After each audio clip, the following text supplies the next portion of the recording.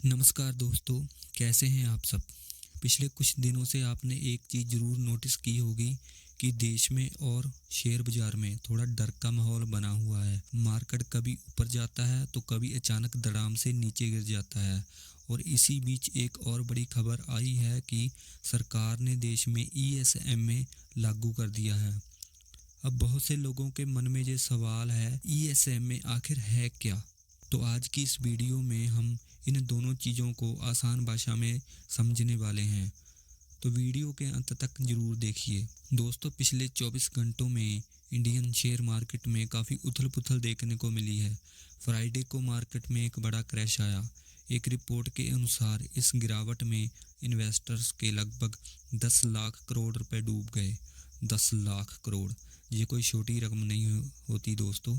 और ऐसे में कई लोगों के मन में ये सवाल उठना बिल्कुल ठीक है, आखिर मार्केट गिर क्यों रहा है।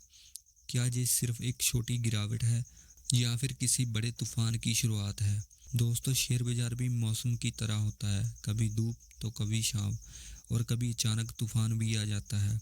आज हम 5 बड़े कारण समझने वाले हैं जो इस गिरावट के पीछे हैं। सबसे पहला कारण, मिडल ईस्ट में बढ़ता तनाव। ईरान और इजराइल के बीच में जो हालात बन रहे हैं उसमें पूरी दुनिया के मार्केट में घबराहट फैल गई है। खासकर स्ट्रेट ऑफ होर्मुज को लेकर चिंता बढ़ गई है। दोस्तों, आपको जानकर हैरानी होगी कि दुनिया का लगभग 20% तेल इसी रास्ते से गुजरता है। अब जरा सोचिए, अगर ये रास्ता बंद हो जाए तो तेल की कीमतें क्यों नहीं आग पकड़ेंगी। और जब तेल महंगा होगा तो उसका असर पूरी दुनिया की अर्थव्यवस्था पर पड़ेगा ही पड़ेगा। और दूसरा बड़ा कारण है भारतीय रुपए की कमजोरी। डॉलर के मुकाबले रुपया लगभग 92.60 तक पहुंच गया है, जो कि इतिहास के सबसे निचले लेवल में से एक है। सीधी भाषा में कहें तो दोस्तों, रुपया थोड़ा कमज़ोर पड़ता दिखाई दे रहा है। हालांकि आरबीआई ने लगातार कोशिश कर रहा है कि हालात काबू में रहें। इसलिए पिछले दिनों आरबीआई ने डॉलर बेचकर मार्केट में पैसा डाला है। भारत अपनी ज़रूरत का ज़्यादातर तेल बाहर से खरीदता है। मिडल ईस्ट के तनाव की वजह से क्रूड ऑयल की कीमतें $100 से बढ़कर लगभग $118 प्रति बैरल तक पहुंच गई है। अब अगर तेल महंगा होगा तो कंपनियों को ट्रांसपोर्टेशन कॉस्ट बढ़ जाएगा, और जब खर्चा बढ़ेगा तो कंपनियों का प्रॉफिट भी कम होगा, और जब प्रॉफिट कम होगा तो उसका सीधा असर शेयर बाजार पर पड़ेगा। और चौथा बड़ा कारण है दोस्तों, फॉरेन इन्वेस्टर की बिकवाली।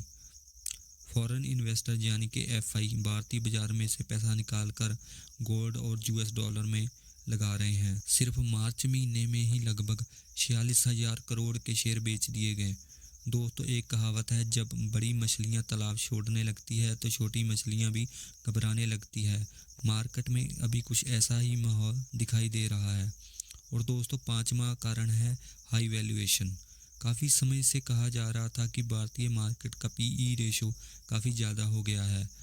जब किसी शेयर की कीमत उसकी असली वैल्यू से ज़्यादा बढ़ जाती है तो मार्केट में करेक्शन आना लगभग तय होता है।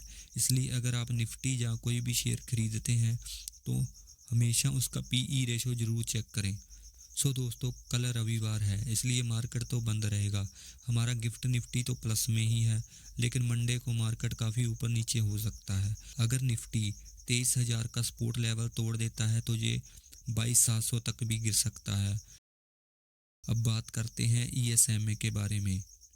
ईएसएमए का मतलब है एसेंशियल सर्विस मेंटेनेंस एक्ट।